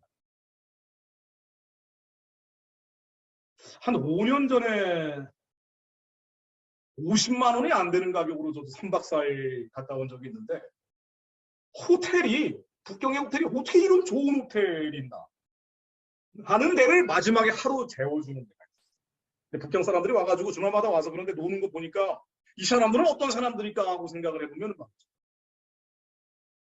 공산당 간부들입니다. 물어보면 공산당원들이에요. 중국의 일반 인구들은요 통제되고 감시되고 모든 사람들 얼굴이 안면 인식으로 돼 있다고. 뭐 이거 얘기하다 보면 이것도 끝없는 얘기. 억압하고 압제하는 것입니다. 이게 뭐냐? 이 지도는 뭐냐면 중국의 정치범수용소 지도입니다. 라오가이라 그래요. 라오가이. 중국의 라오가이 정치범수용소는요. 그러니까 정치범수용소의 원조가 어디냐? 중국이에요. 북한은 여기서 아류고 500만 명 이상 감옥에 갇혀 있어요. 전라남도, 전라북도 주민합친구보다 더 많은 사람들이 감옥에 갇혀 있어요. 이유가 없이 감옥에 갇힌 사람. 여기에 태반이 위구르족. 신장성에 있는 위구르족이라고 있죠. 120만 명 정도가 갇혀 있다. 그리고 빠룬궁이라고 이단 종교에 있는 사람들. 중국 공산당의 위협이 되니까. 그리고 또 기독교인들. 중국의 기독교인들 엄청난 핍박을 당하죠. 소수민족들, 위구르족이나 티베트 족속들 우리에게 자유를 달라 그러면서 뭐 별의별 짓을 다 하고 있어요. 나중에 호소할 데가 없으니까 어디 가서 호소하느냐? 나 좀 살려주세요. 어디 가서 살려달라 그러느냐? 백악관 와서 미국에 와서 살려달라 그래요. 미국하고 중국하고 경쟁하면 누가 이기느냐? 결국 자유의 힘이 이기는 겁니다. 중국은 세계 7대 인권 산악국이에요. 믿는 사람들, 신앙을 가지고 있는 사람들. 중국에서는요, 시진핑 질서가 점점 강화되면서 이 코로나 시대가 되면서 지난 2년 반 동안 중국에 있는 교회들을 아예 싹쓸이 해버렸죠. 싹쓸이. 왜? 중국 공산당이 위협이 될 것 같으니까. 중국 공산당이 교회 탑을, 이 십자가를 없애고 불태우면 실제로 불태워버리는 거예요. 이번에 시진핑 사진에 걸면 보조금을 줍니다. 실제로 벌어지는 일입니다. 이런 중국이 사회주의, 전체주의, 반기독교적인 질서가 이게 가만히 있지를 않아요. 주체사상처럼 가만히 있지를 않고 전 세계로 확산을 시키겠다. 이게 중국몽이에요. 중국의 꿈이라. 예전의 실크로드를 따라서 확대하겠다. 이게 1대1로라고 합니다. 그럼 이 1대1로 중국몽이 1대1로를 따라서 계속 확산되면 제일 피를 보는 나라가 어느 나라냐? 주변에 있는 제3세계. 가난하고 약한 나라. 중국이 와가지고요. 개발해주겠다면서 돈을 줘요. 실제로 개발 안 되면 땅을 뺏어갑니다. 그러게 이제 주변에 있는 약한 나라들은 중국 때문에 골머리를 앓는 거예요. 중국이 1대1로를 따라서 중국몽을 싣고 왔다 그러면은 이게 이제 완전히 초토화 돼버리는 거예요. 그럴싸한 빌딩 몇 개 세워질지 모르지만 그걸 통해서 중국 사람들, 중국 간부들은 호의호식을 하고 그들의 자제들은 미국으로 유학 보내서 세컨하우스, 서드하우스, 뭐 집들 뭐 여기저기 다 사들이고 있지만 그러나 실제로 중국 인민들의 삶은 피폐화되고 주변에 있는 나라들은 초토화되는 거예요. 그 중에 하나가 피해를 보고 있는 나라 중에 하나가 한국입니다. 지난번에 베이징 올림픽, 동계올림픽 때 2월 달에 쇼트트랙이죠. 도대체 이게 뭐 게임을 하는 거야? 뭐 하는 거야? 중국 놈들한테 조금만 방해하면 다 밀어버려. 그리고 방해를 한 자가 이겼다라고 판정이 나와버려요. 이게 중국 스타일이에요. 원래 그런 거예요. 원래 그런 겁니다. 파우차이라고 그래가지고 아니 김치가 우리 거 아닙니까? 아리랑도 우리 거고 한복도 우리 건데 다 중국이 지릴 거래. 문화 공동이라고. 근데 우리가 뭐라고 어떻게 할 수가 없어. 쟤네들이 너무 세지니까. 서해 앞바다에 가면은요 중국 어선들 우리 물고기들 싹쓸이 간단 말이에요. 서해 앞바다에 있는 어부들은 중국이라면 이를 가라 치를 떤다고요. 우리 영공에 오는 중국 비행기들이에요. 카디즈라고 합니다. 우리 방공식별구역이라고 영공보다 조금 넓은 구역이 있어요. 영해가 있고 영토가 있고 그 위에 영공이라고 있잖아요. 영공, 우리 하늘. 영공보다 조금 넓은 개념이 카디즈라고 방공식별구역이라고 있는데 얘네들이 방공식별구역 아니면 영공을 틈만 나면 들어오는 거야. 틈만 나면 비행기 몰고. 우리 군인들은 쫄아가지고 또 실실 한미 관계가 요즘 이상해지니까 미국하고 관계가 굉장히 나쁘단 말이에요. 나빠졌단 말이에요. 지난 5년 동안. 그러니까 이게 실실 중국 눈치를 봐야 돼. 왜? 우리가 봐주는 뒤에 어깨가 없거든. 어깨가 막 없어져 간단 말이에요. 한국이 어려움을 겪습니다. 예전에 여러분들 천안함 사건이라고 있었어요. 반드시 알고 있어야 되는 사건이다 알겠죠? 여기 분들은 알 겁니다. 2010년 3월 26일 날 북한이 천안함을 폭침시킨 사건. 우리 군인 용사들이 수장됐습니다. 근데 이때 북한이 한 거 아니에요. 북한이 CH 공투기라는 어뢰를 터뜨려가지고 버블제스에 이렇게 해서 배를 쫙 쪼개버린 다음에 물기둥 안으로 빨아들여서 다 죽어버린 거예요. 이런 나쁜 놈들입니다. 이것 때문에 안 되겠다. 한미 훈련을 좀 더 강화하자라고 미국의 항공모함이 서해 앞바다로 떴습니다. 그랬더니 중국 애들이 와가지고 뭐라 그랬냐면은 이게 이제 세미나를 하는데 실제 있었던 일이에요. 웃기지 마. 미국이 왜 한반도에 와? 너희들 한미훈련 중단하고 주한미군 철수하고 한미동맹 해체 이 얘기를 똑같이 하면서 중국이나 북한이나 똑같은 애들이에요. 그러면서 뭐라 그랬냐면은 중국 장군이 미국만 없었으면 한국은 예전에 손봤을 거예요. 미국만 없으면 한국은 내버려 두지 않았을 거라는 거예요. 우리 인천 앞바다에 북한의 독소리 좀 해서 이제 손이 마실 거라는 얘기입니다. 한국은. 그러면서 서해에는 공해가 없다 그래요. 이 공해가 뭐냐면 퍼블릭스예요. 우리 영해가 있고 공해가 있어요. 공해는 누구나 왔다 갔다 할 수 있거든요. 이 공해 미군 항공모함이 온 건데 왜 서해 앞바다에 왔냐는 거예요. 이걸 어려운 말로 핀란드화라고 얘기합니다.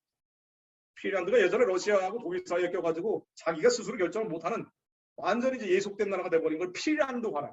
그러니까 한국이 핀란드화 될 수 있다는 우려가 나오는 겁니다. 그런데 왜 이런 일들이 자꾸 벌어지느냐? 왜? 이 얘기를 이제 정리하려고 합니다. 역사적인 얘기를 마무리합니다. 하나님이 향하신 일들을 기억하지 않기 때문이라. 우리가 머리 찌끈찌끈 아파하면서 왜 역사 공부를 하냐면요. 하나님이 행하신 사적들을 기억하려고 하는 하나님이 기적으로 행하신 거네. 6.25 사변 때 한국이 지켜진 건 기적이에요. 기적입니다. 그냥 있었던 일이 아니에요. 빌리그레엄 목사가 그것도 새벽에 전화했다 그래요. 트루먼 대통령이 남친 보고를 받고 나서 그리고 나서 얼마 있지 않아서 빌리그레엄 목사가 전화를 해요. 새벽에 각하 한국을 도우십시오. 그래서 6일 만에 파병을 한 거예요. 스미스 부대라는 사람. 원래는 이 김일성이 이걸 모르는 거지. 원래는 미국 의회 동의를 거치고 절차가 복잡하다. 그런데 이 모든 절차를 없애가지고 미국이 급작스럽게 한국을 도운 거예요. 김일성이 깜짝 놀란 거예요. 왜 3일 만에 서울을 먹어버렸는데 부산까지 가버리면 끝이란 말이에요. 그런데 미국이 갑자기 와버리니까 하나님이 하신 거거든요. 하나님 도우신 거라. 교회 지키고 마지막에 사명 감당하기 위해서 이 민족의 교회를 지켜주신 거예요. 근데 우리는 이제 잊어버린 거야. 다 잊어버린 거야. 이게 우리의 잘못입니다. 우리 세대의 잘못이고 우리 아버지 세대의 잘못이고 우리 그 아버지 세대의 잘못이고 시편 77편 10절에 나오듯이 또 내가 말하기를 이는 나의 잘못이라 지존자의 오른손에 해 곧 여호와의 일들을 기억하며 주께서 옛적에 행하신 기이한 일들을 기억하리이다. 기억해야 되는 건 우리의 의무입니다. 여러분들 의무예요. 하나님이 행하셨구나. 한미동맹이라는 거는요. 한미동맹이라는 것은 하나님이 한국교회 보존시키려고 하나님이 하신 거예요. 이걸 가지고 한미동맹 없애도 된다. 주한미군 철수해야 된다. 이런 풍저렇게 얘기하고 있는 건 뭐 하고 있는 거냐면요.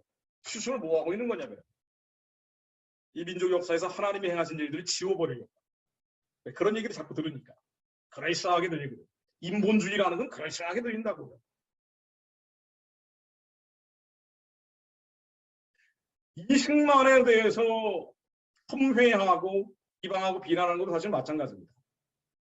미국과 관련된 이승만의 족적 중 한 가지 오해만 풀고 제가 마무리하려고 하는데 이승만에 대해서 혈의별 비방과 비난과 폄훼가 있지만 그중에 대표적인 하나 이승만 때문에 남북이 분단됐다.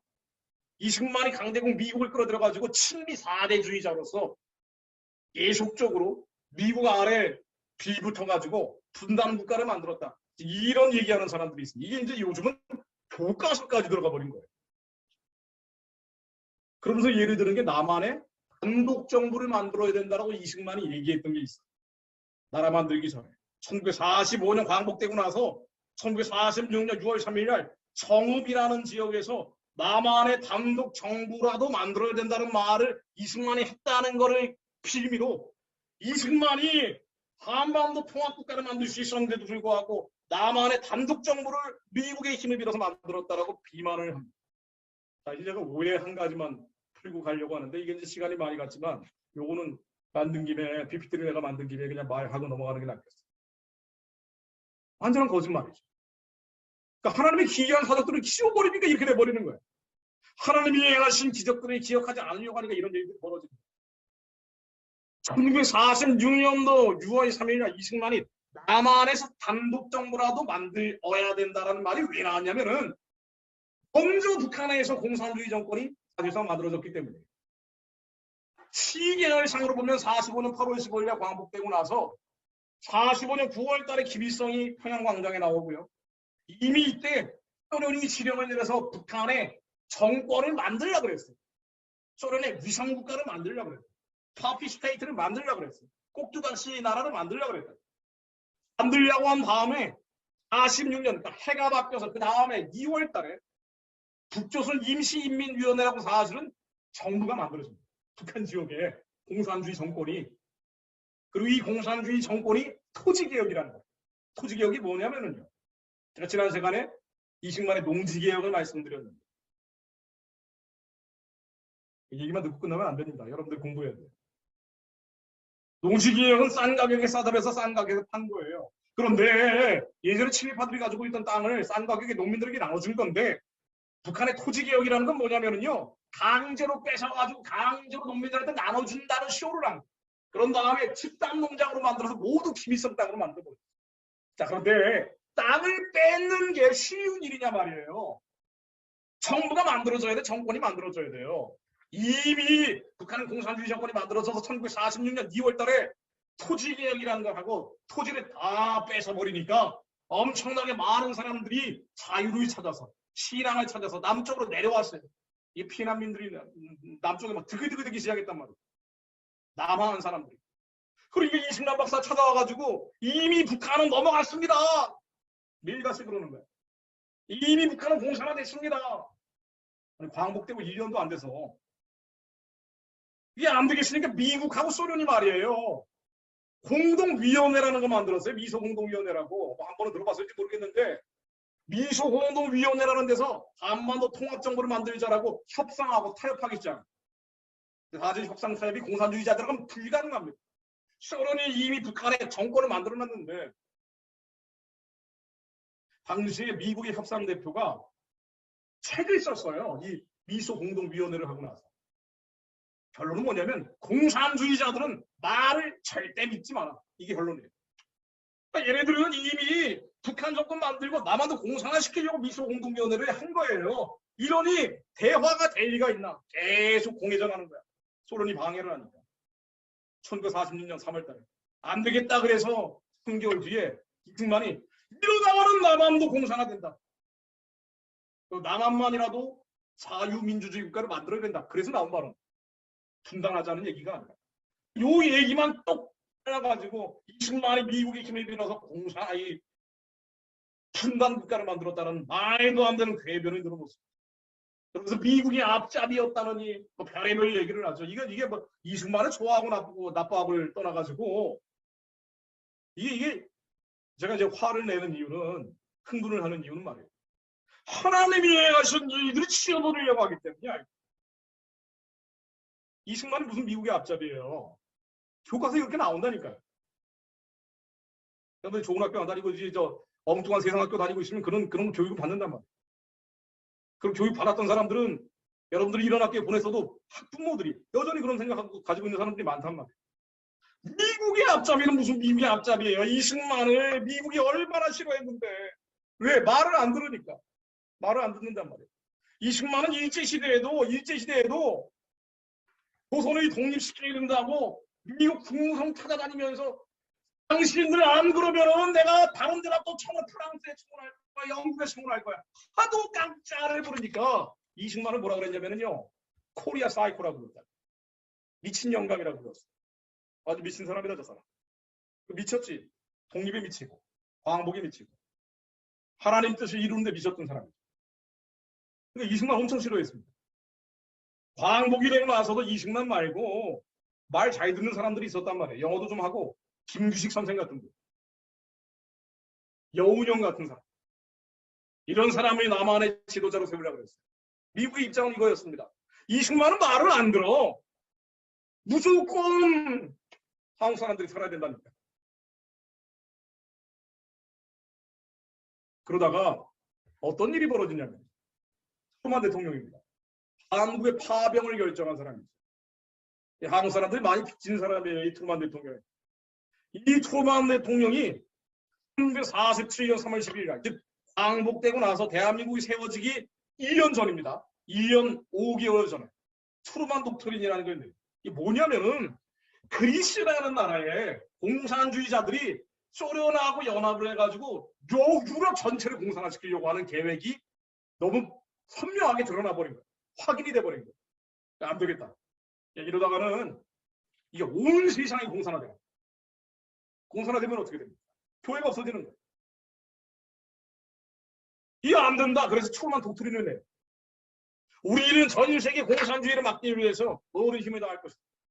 그 중에 하나가 한반도가 됩니다. 한반도에 보니까 소련이 남한까지 먹어버리려고 그러죠. 안 되겠다. 그럼 누가 제일 공산주의에 반대하느냐? 이승만입니다. 이승만은 철저한 기독교인이기 때문에. 그래서 이승만을 지지한 거예요.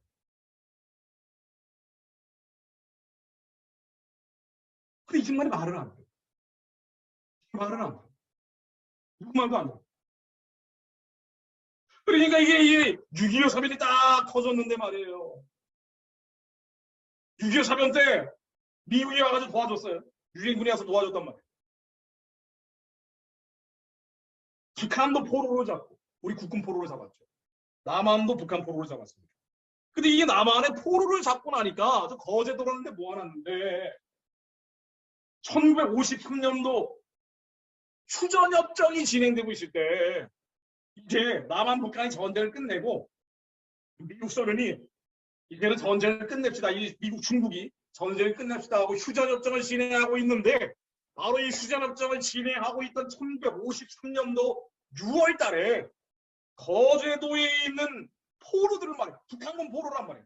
북한군 포로를 이승만 대통령이 무려 26,000명을 풀어줘 버렸어. 미국 동의도 안 거치고 유엔 동의도 안 거치고. 왜냐하면은 그 당시에 국군이라는 거는 굉장히 세력이 약했기 때문에 미국하고 유엔군이 도와줬잖아요. 우크라이나도 도와주고 그랬단 말이에요. 이디오피아 같은 나라도 도와주고 그랬어. 제일 많은 사람들은 미군이 와서 5만 명이나 희생을 했지만.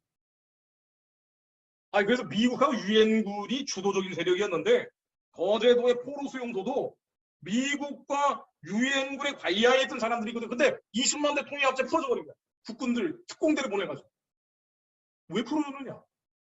이 사람들이 알고 봤더니 반공포로더라 이거. 공산주의를 반대하는데 북한에서 살고 있다는 이유로 강제로 북한군에 끌려간 사람. 혹은 공산주의는 싫은데 마지못해서 인민군복을 입고 있던 사람. 이런 사람들이 26,900명들을 다 풀어줘버려. 왜? 이대로 있으면 다시 북한으로 끌려갑니다. 자유를 지켜야 된다. 이승만 신념 때문에 이렇게 한 겁니다. 이랬더니 난리가 난 거예요. 이승만 주고 저거 완전히 진짜 사이코네. 난리가 난 거예요. 안 되겠다. 전쟁을 일단 끝내고 한국에는 나는 절대 미군 같은 건 들여보내지도 않을 것이다. 미국이 이제 손 딱딱 털고 나가려고 그랬어. 그랬더니 반공포로 협박을 한 이승만이 미국한테 또 협박을 하는 거예요. 너희들 6.25가 너희들이 나가는 통에 나왔는데 신생 독립국가를 공산주의자들 대갈통에 넣어놓고 너희 빠져나간 거야. 너희들이 또 그냥 나가버리면 우리는 일방적으로 북침통이라. 또 전쟁한다. 그리고 이게 진짜 할 것 같은데. 반공포로도 지멋대로 석방하는 거 보고 이거 안 되겠네. 이거 미군을 여기다 두지 않으면은 얘네들이 또 그냥 전쟁을 일으키게 되고 3차 대전이 일어날 텐데. 안 된다. 그럼 당신 요구가 뭡니까? 이승만이 유창한 영어 쓰려고. 미국 사람들보다 정보도 더 많고 세상적인 지식이 물론 성경적인 지식이 뛰어난 사람이 이 사람 신학을 공부했고 국제포강. 한미 군사동맹을 맺어주십시오. 주한미군을 주둔시켜 주십시오. 이 조건으로 이승만이 파업을 한 거예요. 이제 결론을 내립니다. 그러니까 한국 현대사에 미국과 관련되어 있는 정말 짤막한 이야기를 압축적으로 말씀드렸습니다. 그런데 이 압축적인 이야기들 가운데도 전혀 다른 정보가 머릿속에 가득 차 있는 사람들도 많아요. 그런 사람들 달래고 싶은 생각이 눈꼽만큼도 없습니다. 거짓된 풍설을 퍼뜨리면 최근기 23장 1, 4절 말씀인데 애국에서 유대 백성들을 끄집어 낸 하나님께서 유대 백성들에게 직접 하신 얘기. 너희들이 거짓말하지 마. 거짓된 풍설을 퍼뜨리지 마. 거짓말하지 마라. 나의 기이한 사실, 내가 애국에서 너희들을 구출해냈는데 출애굽을 했는데 너희들이 했다고.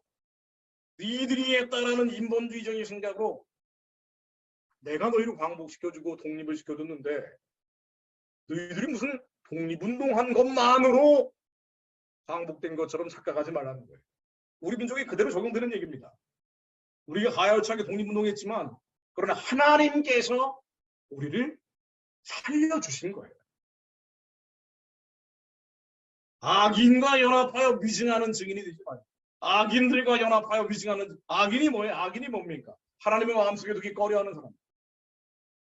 하나님의 마음속에 두기 꺼려하기 때문에 인간, 우리가 영원한 세상, 영원한 천국을 향해서 나아가는 사람들임에도 불구하고 이 땅에서 썩어 없어질 옛 하늘, 옛 땅을 지상 천국을 만들겠다고 하면서 지상 지옥을 만들어버리는 사람들. 공산주의자들, 사회주의자들. 사실은 악인들이죠. 유물론이니까 하나님이 없다는 사람들. 이 악인들과 연합하여 거짓말하지 마라. 거짓말. 역사를 조작하지 말라는. 역사를 날조하지 말라는 거. 또 다수를 따라 악을 행하지 말라. 다수를 따라 악을 행하지 마라. 우리가 얼마나 다수를 따라 악을 많이 행하냐 말이에요. 군중심리에 넘어가서, 거짓과 선동에 넘어가서, 촛불 시위하면 와 이러면 이대로 한쪽 방향으로 확 몰려서 참과 거짓을 나눠야 되는데 참과 거짓을 나누지 않고 그대로 따라가며 악을 행하는 경우가 얼마나 많냐 말이에요.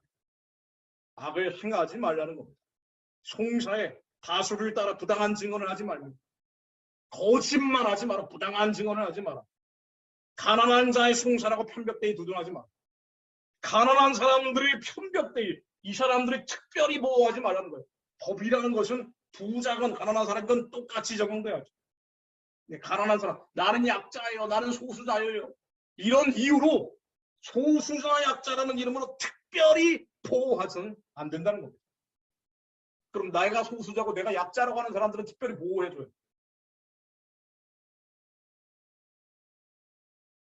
그래서 요즘 나오는 게 LGBT 보호하고 그런 거 아니에요. 소수자, 약자라는 이름으로 이들을 특별히 보호를 해주다 보니까 아니 이게 동성애가 나쁘다는 얘기를 못하는 거야. 이게 차별금지법이죠. 한국에서 논란이 되고 있는. 동성애가 성경적으로, 의학적으로, 보건적으로 좋지 않은 것이다 뿐 아니라 이것은 하나님을 대적하는 일이다라고 얘기를 해줘야지 그 악한 행위를 끊게 만드는데 이 얘기를 못하게 하니까 가난한 자의 송사라고 편벽대에 투둔해버리니까 소수자 약자라는 이름으로 보호를 해버리니까 어떻게 됩니까? 다수가 피해를 보는 거예요. 그러니까 하지 말라는 겁니다. 대한민국 현대사에서 수많은 거짓말 선동들이 있어요. 근데 이 거짓말과 선동은 다 이관되어 있습니다. 이관된 흐름은 뭐냐면 하나님이 행하신 일들을 지워버립니다. 하나님 이 민족을 어떻게 사랑하셨는지, 얼마나 살리시고 보호하시고 역사하셨는지를 지워버리고, 이 목적은 뭐냐? 원래 기독교 국가로 만들어진 대한민국이 하나님의 사명을 마지막 때 감당하지 못하고 마지막 때 예수님 모시기를 예비해야 되는데 북한을 자유화하고 복음화하고 살려낸 사람들 2,500만 명과 함께 만주로 연해주로 복음 전하면서 뻗어가야 되는데 이거 못하게 하려. 이거 못하게 하려. 우리가 중국을 민주화하고 복음화하고 중국 민주화돼야 돼요. 복음화돼야 됩니다. 중국 공산당 질서는 깨져야 된다. 거기로 자유와 인권과 법치라는 게 회복이 돼야 돼. 마음대로 하나님 예수님의 성경의 불의 자유가 회복이 돼야 된다. 우리 민족은 그 영적인 칼처럼 하나님이 사용하시려는 건데 이거를 못하게 하는 거예요. 사탄은 계속 거짓말, 속임수를 쓰는 여러분들한테 온갖 거짓, 속임수, 방송, 미디어, 실판으로 없이 속여서 결국은 예수님 오실 길을 예비하지 못하게 하려는 겁니다. 여러분 참과 거짓이 무엇인지 정확히 분별할 수 있어야 합니다. 하나님이 우리 민족에게 이 나라에 행하신 일들을 기억해야 합니다. 기도하고 마무리하겠습니다. 하나님,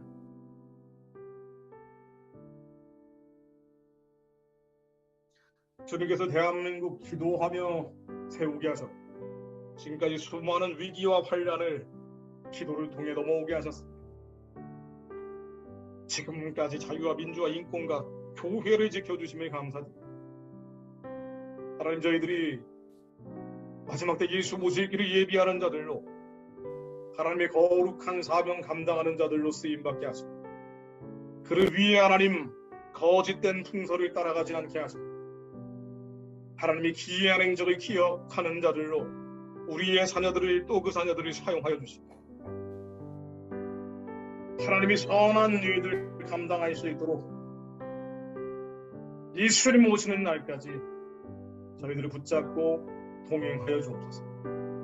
예수 그리스도 이름으로 기도드립니다.